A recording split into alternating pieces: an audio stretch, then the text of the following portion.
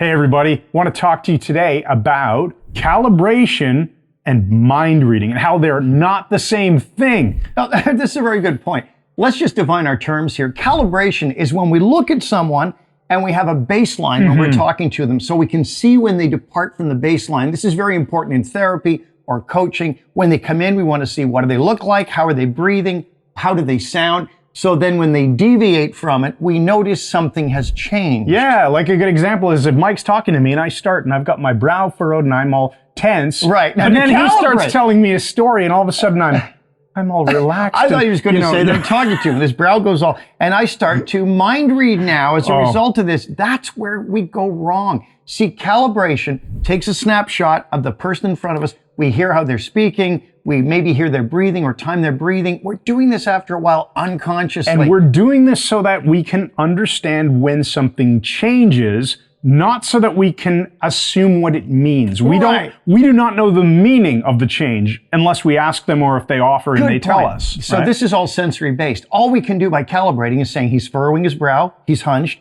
but we're not saying, this means he hates the fact that my mother's coming over tomorrow.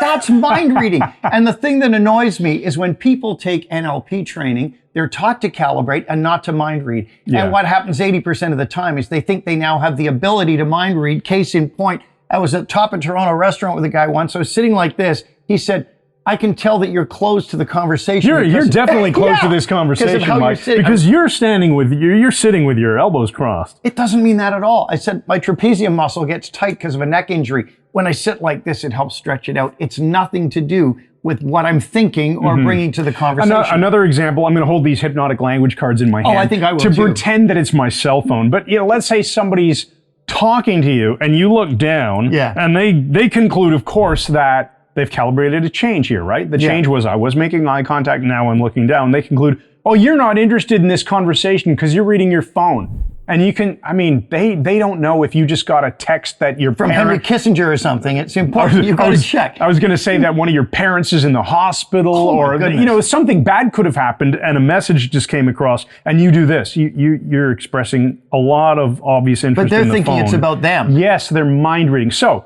to wrap up, basically, we want to give you the 2 points here. Calibration is very important. Always be calibrating. Always be looking for those differences so that you can know when something's changed, right? That will prompt you to maybe ask the right question. Right. No, on that point, when I was a therapist, I'd be working with someone, they have some fear, some anxiety, and I calibrate. Suddenly their breathing shifts, their lower lip size changes, their face flushes.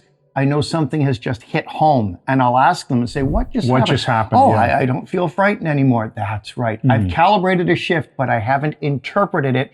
The only way, and we close with this, the only way we know what someone else is thinking is by asking them. Yeah. So don't make the mistake of thinking that your calibration will turn you into a mind reader. And too many NLP practitioners suddenly think, I've got this certificate, I can read your mind. And you say, wrong. There you go. 8 of hearts, I was wrong, thinking. It was the 8 of hearts. If you like stuff like this, make sure you check out the link in our description underneath this video. Visit MikeMandelHypnosis.com.